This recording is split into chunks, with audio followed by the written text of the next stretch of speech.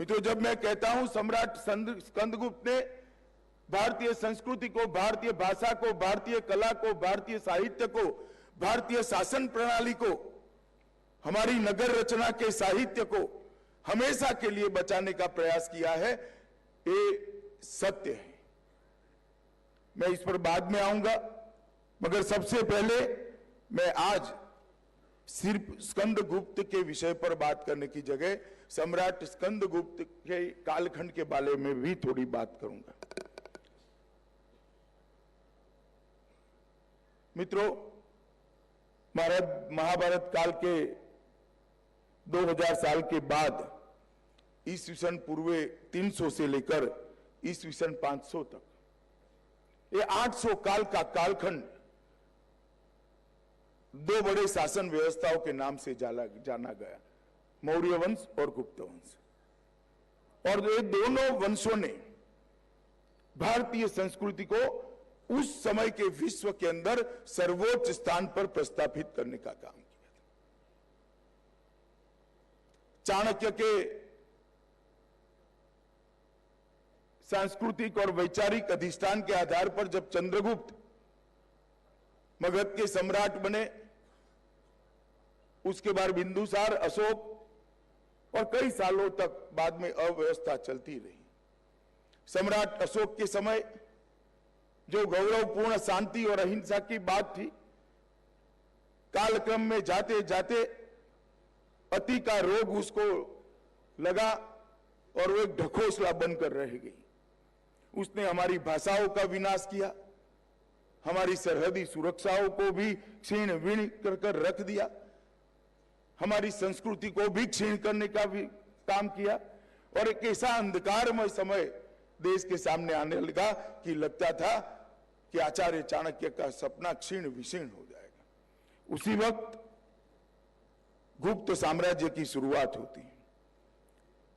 एक हकीकत में उस वक्त मगध और वैशाली दो बड़े स्तंभ माने जाते थे, शासन व्यवस्था के दो प्रकार माने जाते थे, और एक विचार प्रवाह के भी दो प्रकार थे। दो प्रकार के विचारों को ये दोनों साम्राज्य प्रतिनिधित्व करते थे, और दोनों के बीच में बहुत बड़ा टकराव सालों तक, लगभग 1000 साल तक चलता रहा। और गुप्त साम्राज्य की सबसे बड़ा सफलता ये रही कि हमेशा के लिए वैशाली और मगध साम्राज्य के टकराव को समाप्त कर एक अखंड भारत की रचना की दिशा में गुप्त साम्राज्य आगे। जो महामात्य चाणक्य की, जो भगवान कौटिल्य की कल्पना थी, उसी दिशा में गुप्त साम्राज्य आगे बढ़ने का काम किया। अति शांति के कारण हमारी लश्करी शक्ति, हमारी सेनाएं क्षीण विशीर्ण हो गई और कई प्रकार के सांस्कृतिक और सैन्य आक्रमणों का भोग हमने बना। उसी वक्त वैशाली के अंदर श्रीगुप्त और घटोत्कच गुप्त के नेतृत्व में एक शासन व्यवस्था चलती थी। और उसके बाद में चंद्रगुप्त मगध के शासक बने। चंद्रगुप्त ने पाटलिपुत्र का शासक बनने के बाद कुमार देवी से विवाह किया और वहीं से गुप्त वंश के सुवर्ण युग की शुरुआत हुई। चंद्रगुप्त और कुमार देवी के विवाह के बाद 319 से लेकर 334 तक शत विशत शासन व्यवस्था को संजोने का काम चंद्रगुप्त ने किया, उनके महामंत्री हरिसेन ने किया, और कुमार देवी ने भी कंधे से कंधा मिलाकर उनका साथ दिया। और बाद में सम्राट समुद्रगुप्त का समय आया, और समुद्रगुप्त का समय विश्व के अंदर भारत के सुवर्ण युग के रूप में माना जाता है। उसने गुप्त युग को बहुत ऊंचाइयों तक ले गए।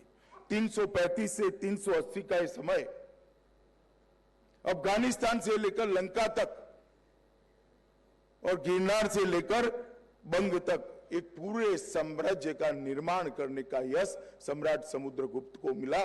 पहली बार कई सालों के बाद केरल के मट्ट राज को जब उन्होंने हराया, पहली बार राम के बाद केरल पर भी एक साम्राज्य का झंडा फहराने का काम किया। और ये गरुड़ ध्वज, भागवत धर्म, भगवा गरुड़ ध्वज अफगानिस्तान से लेकर केरल तक और सौराष्ट्र से लेकर बिहार तक, बंग तक पहुंचाने का काम स्कंदगुप्त ने करा। और स्कंदगुप्त के बाद ये परंपरा आगे बढ़ी। रामगुप्त, चंद्रगुप्त द्वितीय, जिनको विक्रमादित्य के नाम से माना गया, और चंद्रगुप्त विक्रमादित्य के बाद कुमारगुप्त, और कुमारगुप्त के बाद स्कंदगुप्त। ये पूरी परंपरा जो चली उसने भारत को एक स्तर की ऊंचाइयों पर ले जाने का काम किया। हर एक क्षेत्र, शिक्षा के क्षेत्र में, शासन के क्षेत्र में, नगर रचना के क्षेत्र में, सैन्य रचना के क्षेत्र में, साहित्य के क्षेत्र में, कला के क्षेत्र में, संगीत के क्षेत्र में, भिषक धर्म मतलब वैदिकीय व्यवस्थाओं के अंदर, उस समय सारी व्यवस्थाओं के अंदर भारत समग्र विश्व के अंदर ऊंचाइयों को प्राप्त कर चुका था। और उसी वक्त स्कंदगुप्त का जन्म भी हुआ, समय भी शुरू हुआ। और उसी वक्त एक महाविनाशक आक्रमण भारत पर होना शुरू किया और उससे बचाने का काम स्कंदगुप्त ने किया। मित्रों, विक्रमादित्य को, चंद्रगुप्त विक्रमादित्य को इतिहास में बहुत प्रसिद्धि मिली है, मगर इतिहास ने स्कंदगुप्त के साथ बहुत सारा अन्याय करने का काम किया है। शायद इतिहास ने स्कंदगुप्त के पराक्रम की जितना प्रशंसा होनी चाहिए थी उतनी प्रशंसा नहीं की। यही एक कालखंड था जहां उत्कृष्ट साहित्य की रचना हुई। कालिदास का शाकुंतल, मालविकाग्निमित्र, कुमार संभव, ऋतु संहार, मेघदूत, विष्णुगुप्त ने पंचतंत्र की रचना की, भारवी का किरातार्जुन, ये सारे साहित्य की रचना उसी कालखंड के अंदर हुई।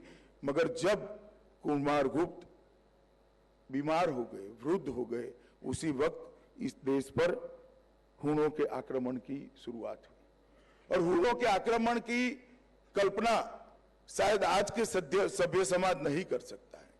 आज विश्व की एक अजायबी मानी जाती है चीन की दीवार। बहुत कम लोगों को मालूम है कि चीन की हजारों किलोमीटर लंबी दीवार केवल और केवल हुनों से चीन को बचाने के लिए की गई थी और उसी के कारण चीन बच गया था। इतना प्रचंड आक्रमण, बर्बर आक्रमण करते थे, विनाश का एक तांडव खेला जाता था। बच्चों को मार देना, महिलाओं को उठाकर ले जाना, सामूहिक नरसंहार करना, पुस्तकालयों को जला देना, विद्यापीठों का नाश करना, मानो जैसे संस्कृति के विनाश का, संस्कार के विनाश का, विद्या के विनाश का प्रण लेकर निकले हो। इस तरह से दुनिया भर की अनेक संस्कृति को उन्होंने तहस नहस कर दिया। और समूचा चीन अपने पश्चिम इलाके से ये जो आक्रमण आते थे, इसकी 40 फीट ऊंची दीवार बनाने में बन गया।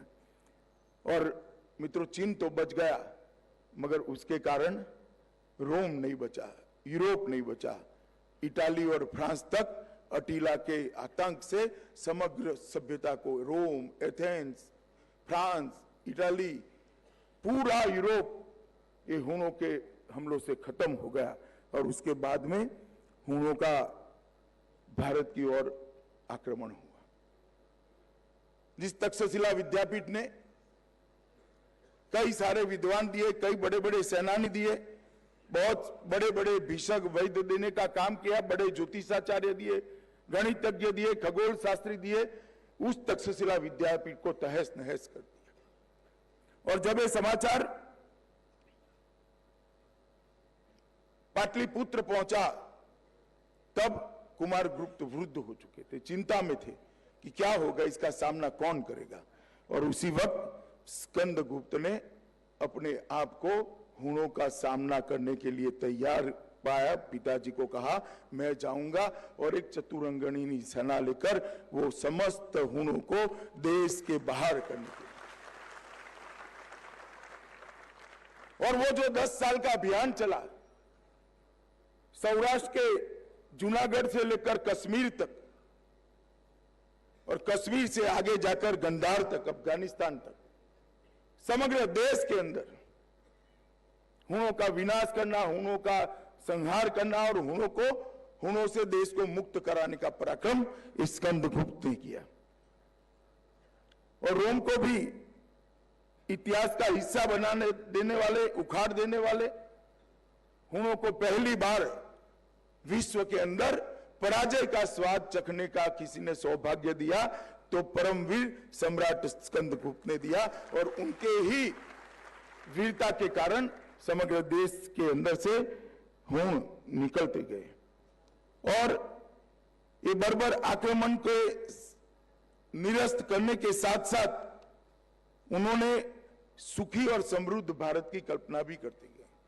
व्यवस्था की स्थापना करते करते करते करते करते समग्र देश के अंदर वो हुए और इसी के कारण उस समकालीन दुनिया के कई विद्वानों ने उसको महान सम्राट माना। जब मालूम पड़ा चीन के सम्राट को कि भारत ने हुणों का सफाया किया है, हुणों को परास्त किया है, हुणों की रीढ़ की हड्डी तोड़ दी है और इसी के कारण चीन भी सुरक्षित हुआ है, तो उन्होंने भारत के राजदूत को चीन में बुलाकर स्कंदगुप्त के लिए प्रशस्ति पत्र दिया और अपने खर्चे से वो प्रशस्ति पत्र वाचन के लिए विद्वानों को पाटलिपुत्र के दरबार में भी भेजा। चीन के सम्राट का एक प्रशस्ति पत्र मैं मानता हूं कि भारत के इतिहास में बहुत महत्वपूर्ण घटना है। शायद ही इतना बड़ा एक्नॉलेजमेंट वैश्विक स्तर पर भारत के किसी सम्राट को मिला था। और आज मैं मानता हूं कि सम्राट स्कंदगुप्त के पराक्रम को, उनके एडमिनिस्ट्रेशन को, उनकी शासन चलाने की कला को, कई पहलुओं को आज 2 दिन के शिविर के अंदर चर्चा में लाया जाएगा और फिर से एक बार स्कंदगुप्त को इतिहास के पन्नों पर पुनः प्रस्थापित करने का एक प्रयास यहां पर किया जाएगा। मित्रों,